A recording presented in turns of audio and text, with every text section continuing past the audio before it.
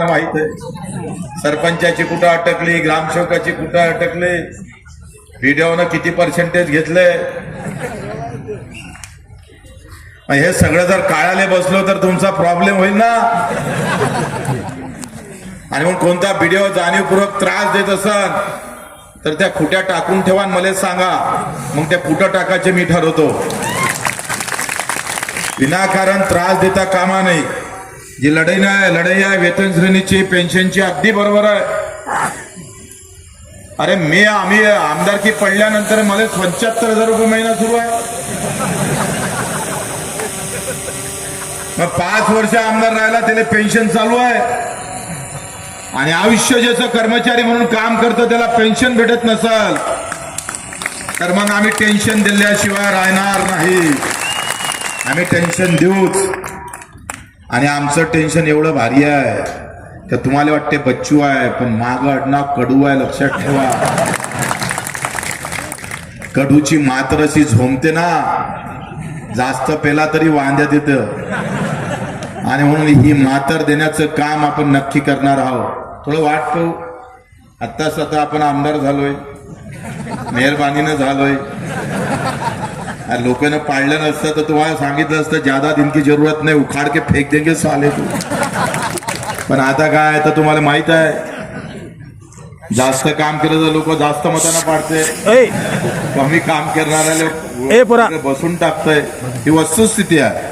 आजकाल जमाना बदललाय आणि एवढा बदललाय का त्याची उपकाराची जाणीव संपलेली आहे. आम्ही दिव्यांगाचं आंदोलन सुरू केलं. 182 शासन निर्णय. देशाच्या पाठीवर एवढा शासन निर्णय करणारी संघटना प्रहार शिवाय दुसरी सापडत नाही. स्वतंत्र दिव्यांग मंत्रालय आपण निर्माण केलं शिंदे साहेबाच्या माध्यमातून. आणि मला शिंदे साहेबावर पूर्ण विश्वास आहे. हा माणूस आम्ही पाहतोय, आम्हीच एवढे जरा भारी आहोत तर शिंदे साहेब किती भारी असेल याच्यावर लक्षात घ्या. आम्ही दमदार नेतृत्व निवडलेलं आहे.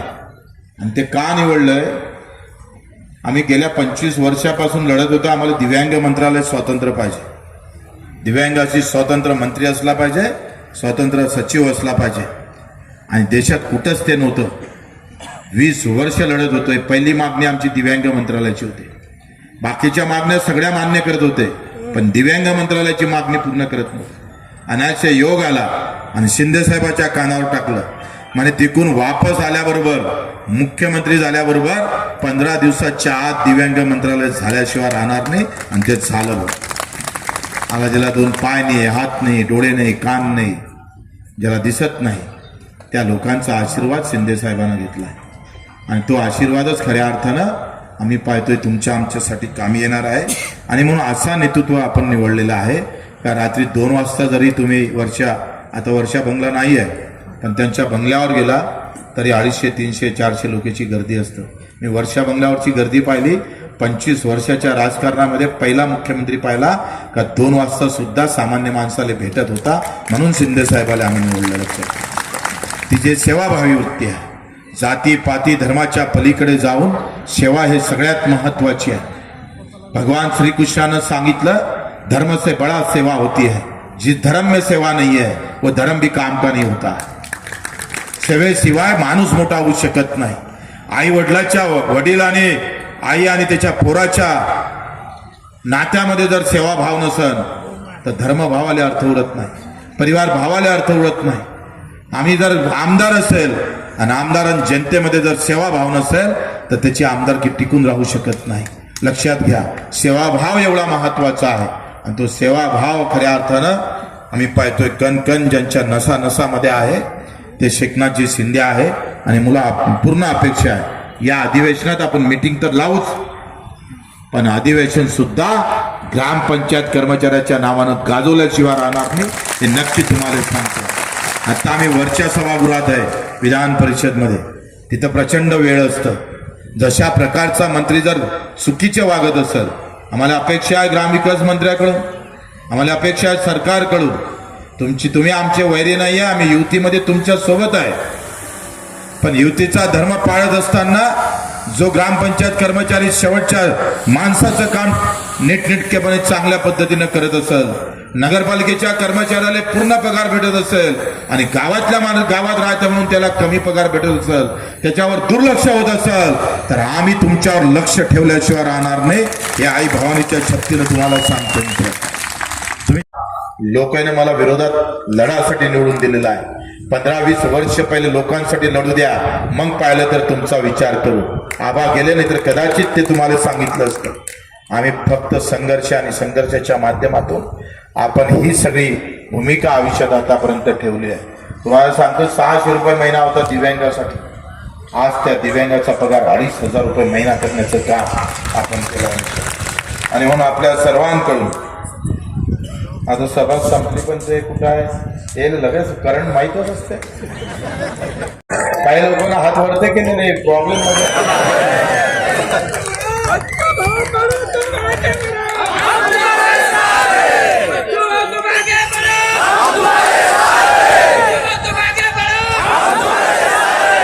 जाती पाती धर्माच्या पलीकडे आम्ही एकतेचे भावना घेऊन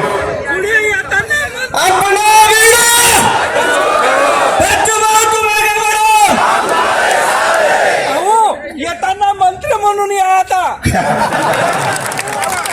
फक्त आता असं म्हणू नका ग्रामविकास मंत्री म्हणून या.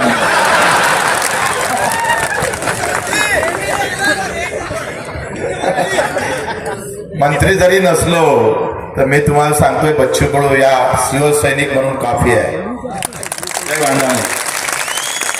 मंत्री के साथ वहां ठीक है, हम ह्या भी ठीक है म्हणून तो विचार करू नका. जास्तीत जास्त हे अधिवेशन आणि हिवाळी अधिवेशनात आपण मुख्यमंत्र्याला आणलं होतं. एकनाथ शिंदे साहेबांना प्रोटोकॉल तोडून आणलं होतं, तुम्हाला माहित आहे. 26 डिसेंबरला नागपूरला आपण आणलं होतं. जिथून सुरुवात झाली तिथंच या प्रश्नाचा एंड झाल्याशिवाय राहणार नाही हे मुद्दा सांगतो.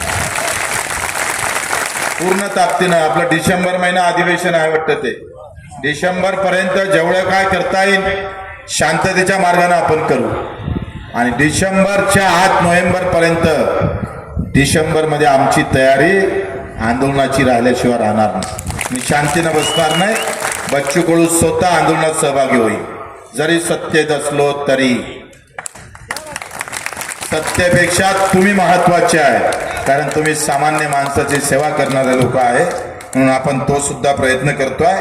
ती वेळ येणार नाही, पण आलीच तर आम्ही मागे हटणार नाही एवढं नक्की सांगतो. आपल्या सर्वांचं जे काही इतक्या दुरून लोक आले, गिरीश भाऊ नाही म्हटलं तरी 18, 15, 10 ते 11,000 12,000 लोक इथं आहे आणि हे वाढेल. त्यांचा आत्मविश्वास मला वाटतं. तुम्ही काही मंत्री येणार किंवा मुख्यमंत्री येणार म्हणून आलेले नाही. तुम्ही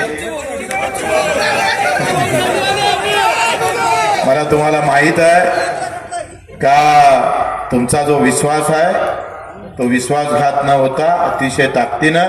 वास्तविक आम्ही काही तुम्हाला राजकारणी म्हणून वापरत नाही आहे, बिलकुल नाही. काही गोष्टी मतासाठी नाही तर आशीर्वादासाठी करता आल्या पाहिजे. आणि म्हणून आम्ही हे जे काही करतो आहे, दिव्यांगाची लढाई असेल, अनाथाची लढाई असेल, हे सगळे आम्ही आशीर्वादासाठी करतो आहे. आणि म्हणून तुम्ही जे काम करताय मला माहीत आहे तुम्ही कशा परिस्थितीनं जगताय, कशा पद्धतीनं अडचणी येतं, कशा पद्धतीनं तुम्ही कर्मचारी म्हणून तिथं लागले आहे. अतिशय शेवटच्या माणसातल्या अतिशय गरीब परिवारातील आपण एक आहे. आणि एका इकडे पीक पिकत नाही, पिकलं तर भाव भेटत नाही.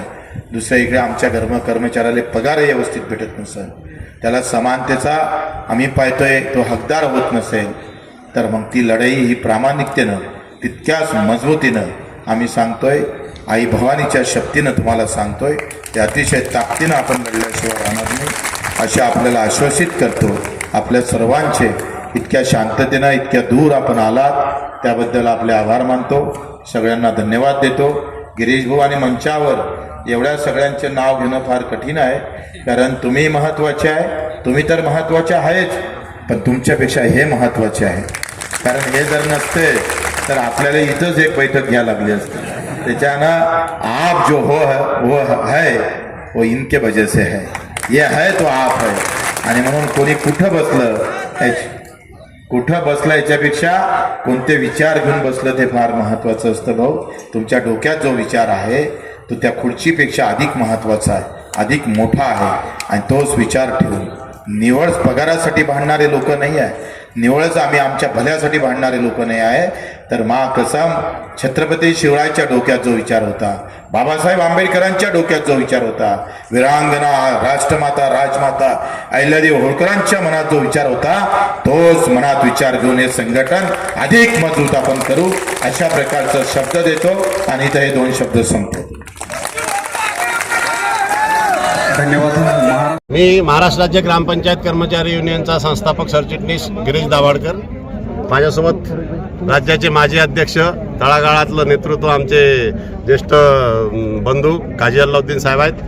आत्ताच या ठिकाणी आमचे राज्याचे अध्यक्ष महाराष्ट्राची बुलंदतोफ बच्चूभाऊ कडू या ठिकाणी सहभागी होऊन निघून गेले आहेत, म्हणजे घरी गेले आहेत. त्यांनी आश्वासित केलं आज या ठिकाणी महाराष्ट्राचे ग्रामपंचायत कर्मचारी युनियनचं एक राज्यस्तरीय महाअधिवेशन आमच्या संभाजीनगरच्या टीमने आणि बच्चूभाऊच्या आग्रहास्तव आम्ही इथे घेतलं होतं. महाराष्ट्रातल्या 31 जिल्ह्यातून जवळपास 18,313 कर्मचाऱ्यांची नोंदणी आमच्याकडे झालेली आहे. 18,000 ग्रामपंचायत कर्मचारी शिरोंच्यापासून गडचिरोली ते शिरोंच्या, नंदुरबार ते सिंधुदुर्ग या भागातून सगळ्या 4 कोपऱ्यातून या ठिकाणी आलेले आहे. जवळपास 34 पैकी 31 जिल्ह्याचं प्रतिनिधित्व या ठिकाणी उपस्थित होतं. अतिशय चांगल्या पद्धतीने आज या ठिकाणी उपस्थिती लाभली. राज्यातल्या ग्रामपंचायत कर्मचाऱ्यांचं वेतन श्रेणी आणि पेन्शन हे गेल्या 25 वर्षापासूनची आमची लढाई आहे. त्या लढाईला एकेका टप्प्याने समोर जात असताना आज बच्चूभाऊंनी सांगितलं शासनानं अल्टिमेट दिला की या पावसाळी अधिवेशनामध्ये ग्रामपंचायत कर्मचाऱ्यांचे विषय झाले पाहिजे, नाही झाले तर हिवाळी अधिवेशन हे आमचं राहील, असा एक शेवटचा इशारा बच्चूभाऊंनी आपल्या सर्वांच्या समक्ष दिलेला आहे. राज्यातल्या ग्रामपंचायत कर्मचाऱ्यांचं वेतन नियमित होत नाही. जसं काही ग्रामपंचायत मनापेक्षा जिल्हा परिषदेला पैसे येते, तर त्या लोकांना आपलं ते पैशाचं काय वाटतं काय माहीत नाही. जिल्हा परिषदमध्ये 2 महिने पडून राहतात, पंचायत समितीला 1 महिना पडून राहते, त्याच्यानंतर 4 महिन्यांनी. म्हणजे आजही महाराष्ट्रातल्या जवळपास 34 पैकी 20 जिल्ह्यामध्ये मार्च महिन्याचं वेतन शासनाने पाठवूनही मिळालेलं नाही. ही शोकांतिका आहे जी बच्चूभाऊंनी स्वतः राज्यमंत्री असताना, कामगार राज्यमंत्री असताना एक ताकदीने काम करून दिलं होतं, किमान वेतन वाढव करून दिलं होतं, ऑनलाईन वेतन दिलं होतं. हे सगळी प्रक्रिया आज या पद्धतीने होईल. राज्यातल्या ग्रामपंचायत कर्मचाऱ्याच्या विषयासाठी आमची जी संघटन आहे, जे 1998ला स्थापन झालं, मी आणि काजीसाहेब स्वतः आम्ही जवळपास 35 वर्षापासून या संघटनेचं काम करतो. तळागाळातल्या शेवटच्या कर्मचाऱ्यापर्यंत आम्ही पोहोचतो आहे. आमचा एक टप्पा आहे की काही झालं तरी ग्रामपंचायत कर्मचाऱ्यांना शासनाच्या वेतन श्रेणीमध्ये आणून बसवायचं, ते ध्येय ठेवून आम्ही काम करतो आहे. महाराष्ट्रातली या संघटनेची ही काही व्यक्तीची संघटना नाही, ही ग्रामपंचायत कर्मचारी संघटना आहे आणि त्रिस्तरावर आम्ही काम करतो, तालुका, जिल्हा आणि राज्य. नवीन टीम तयार येत आहे, नवीन पोरं काम करत आहे. बच्चूभाऊ सारखं नेतृत्व गेल्या 2 वर्षामध्ये आम्हाला लाभलं. 2-3 निर्णय झाले, अजूनही काही निर्णय होतील, हा अपेक्षा आहे, हा आशावाद आहे. आपल्या सर्वांचं, महाराष्ट्रातल्या सर्व ग्रामपंचायत कर्मचाऱ्यांचं, आलेल्या उपस्थित झालेल्या सर्वांचं आणि आदरणीय बच्चूभाऊंचं मनापासून आभार मानतो. आणि राज्यातल्या ग्रामपंचायत कर्मचारी न्याय मिळण्यासाठी एक बळ मिळावं संघटनेला, असा आशावाद व्यक्त करतो. महाराष्ट्र राज्य ग्रामपंचायत कर्मचारी युनियनचा ही संघटना कार्यरत आहे आपल्या नेतृत्वामध्ये, अद्यापही त्यांच्या समस्या सुटल्या नाही. नाही, असं नाही म्हणता येणार.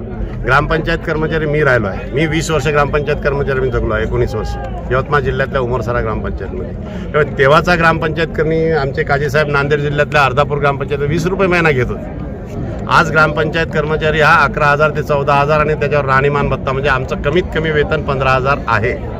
ते 15,000 माझ्या कर्मचाऱ्याला मिळालंच पाहिजे. त्याला भविष्य निर्वाह निधी 10% कटून ग्रामपंचायतनी तेवढं दिलाच पाहिजे. शासनाचे इम्प्लिमेंट आहे, फक्त अंमलबजावणी होत नाही.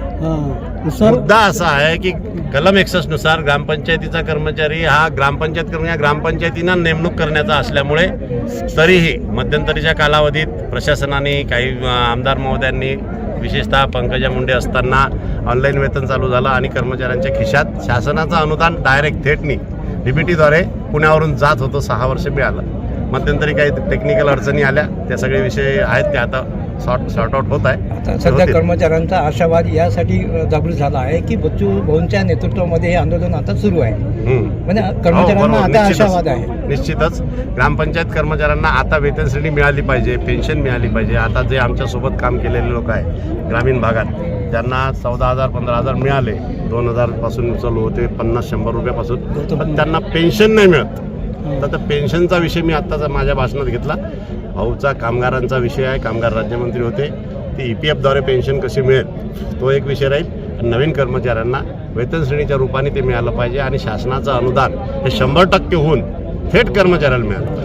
सर आता तुम्ही पाणी पुरवठ्याच्या कर्मचाऱ्यांचा अद्यापर्यंत बऱ्याच महिन्यापासून पेमेंट झालेलं नाही, तर याबाबत तुमचं काय मत? आता पाणी पुरवठा कर्मचारी सुद्धा हा ग्रामपंचायत कर्मचारीच आहे. आता ज्या ठिकाणी 1-2 कर्मचारी आहे ते शासनाचे अनुदान आहे, पण मोठ्या पंचायतीला ते ग्रामपंचायतीच्या उत्पन्नावर निगडीत आहे. पण मुळात मुद्दा असा आहे की ग्रामपंचायतीच्या उत्पन्नाच्या 25% खर्च हा ग्रामपंचायत कर्मचाऱ्यावर केलाच पाहिजे प्रशासनावर. हा कायदाच आहे. सर तुम्ही आता सांगितलं तुमच्या देत नाही का ग्राम रोजगार सेवक? नाही, ग्रामरोजगार सेवक नाही. ग्रामरोजगार सेवक हा कंत्राटी आहे.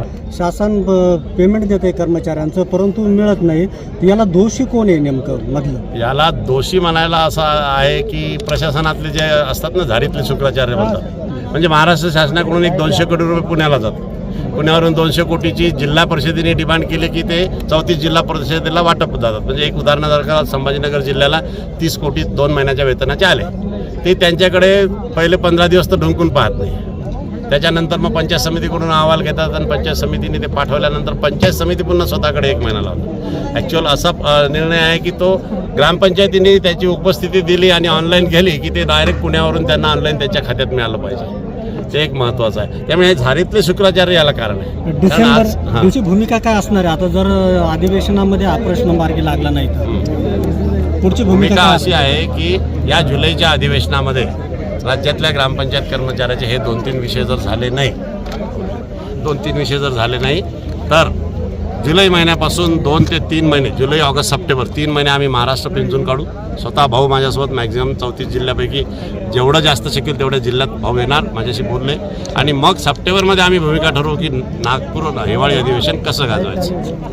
मग ते विजयी अधिवेशन घ्यायचं की महामोर्चा घ्यायचा, पण नागपूरहून खाली यायचं नाही. कारण बच्चूभाऊचा आम्ही स्वतः अनुभवला आहे. मी स्वतः त्या चळवळीतला भाग राहिलो आहे. तसा मी बच्चूभाऊशी फक्त या 4 वर्षातच जुळलो. परंतु शेतकऱ्याच्या आंदोलनामध्ये आमच्या ग्रामपंचायत कर्मचाऱ्यांनी दोन्ही आंदोलनामध्ये खूप मेहनत घेतली. माझा शेतकऱ्याच्या गुरुकुल मोजरीच्या कार्यक्रमात रोज 1000 कर्मचारी राहत होते. 5 दिवस कमीत कमी 25,000 कर्मचाऱ्यांनी भेट दिली. नागपूरच्या आंदोलनामध्ये शेतकऱ्याचं जे आम्ही धरणे हे केले होते त्याच्यात आमच्या 10,000 ते 15,000 कर्मचारी रोज 1-2 दिवस 3 दिवस पाऊस आला होता. परंतु भाऊनीसुद्धा त्या चळवळीमध्ये मुख्यमंत्र्याकडून त्या अजेंड्यामध्ये आमचा विषय घेऊन एक प्राधान्याने एक मागणी सोडून दिली होती. इतर मागण्या आहेत. आम्ही त्या डिसेंबर महिन्याचा तर नाही, जुलै महिन्याच्या याच्यात 1-2 मागण्या जरी पूर्ण झाल्या नाही झाल्या तर सप्टेंबर महिन्यात आम्ही पुढचं धोरण ठरवू. पण ते निश्चित आक्रमक आंदोलन राहील आणि त्या आंदोलनातून आम्ही नागपूरवरून घेतल्याशिवाय बाहेर निघणार नाही, एवढं आमचं निश्चित. चालेल, धन्यवाद सर.